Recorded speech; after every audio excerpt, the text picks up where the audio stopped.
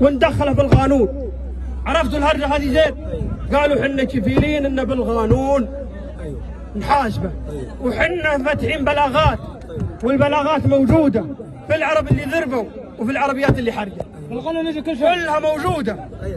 وحنا اليوم الشعب السوداني كله يعاني من حرب، وانتم شايفين لاجين من كل روحوا كل دول الجوار.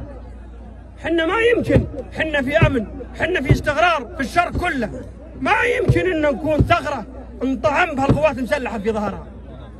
الان القوات المسلحه في حرب ضد الباطل، وحرب مع متمردين. حنا نسوي فتنه هني علشان يمشون يفتحون لنا ثغره ثانيه. الشيء هذه حنا ما نقبله، وحنا حنقف فيه وحنموت دونه. افهموا الكلام هذا. الله اكبر الله اكبر الله اكبر. حنا اي انسان منا متفلت، انا اول شيء انا خصيمه، انا خصيمه. الله اكبر. وانا اقف له في عانه. الله اكبر. واي انسان متفلت من القبائل الثانيه حنا كلنا ضده. شعب كسله هذا كله وكل قبائل كسله ضده. الله اكبر. ما فيه يا جماعه الخير، ما فيه مجرم له جبيله، ما فيه متفلت عنده جبيله. اي متفلت هذا يتحاسب بنفسه ويتحاسب هو بما فعل. الجبيله ما تؤخذ به.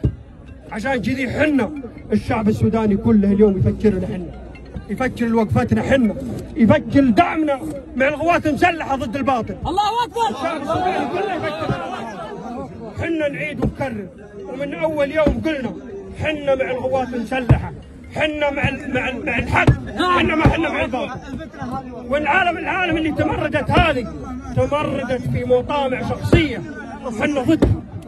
الله اكبر. عشان كذي حنا لا يمكن نكون ابره ولا سيف يطعن بالظهر للقوات المسلحه. الله اكبر.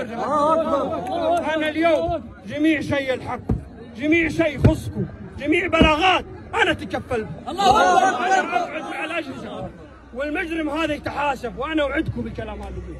عشان كذي الفتنه ميزانه، الفتنه نايمه لعن الله من ايقظها.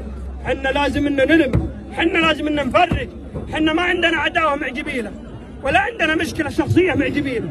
حنا القبائل هذه كلها لازم نوحدها، ولازم نلمها على اتجاه واحد. الله اكبر.